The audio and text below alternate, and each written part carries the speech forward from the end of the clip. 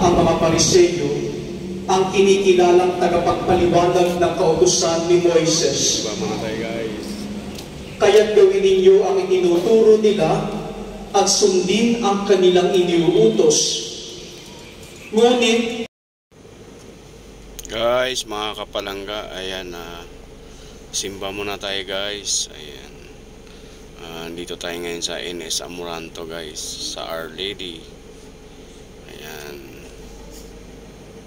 Our Lady of Lourdes guys. Ayan, simba muna tayo.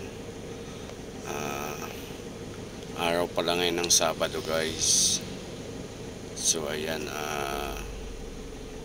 napadaan ako sa simbahan guys. Nagsimba muna ako. Ayan, bawas muna tayo ng kasalanan natin guys, para alam nyo na lagi tayong bumibiyahe, kaya pinagdasal natin na sana magiging okay lang lagi, walang problema.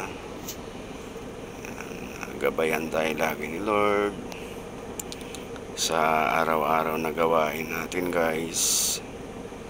Ayan, katapos nito daan muna tayo sa palengke guys, bibili tayo ng ulam, sabay uwi.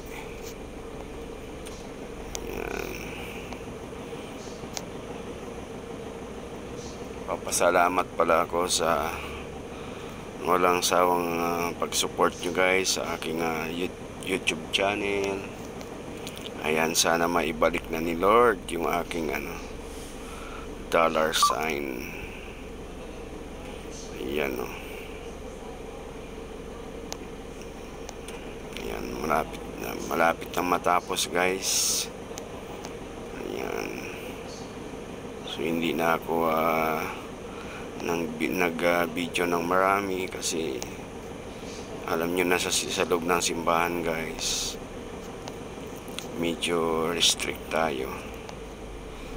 So ayan, patapos na guys. Ayan. Thank you Lord. Ayan na, uwi na.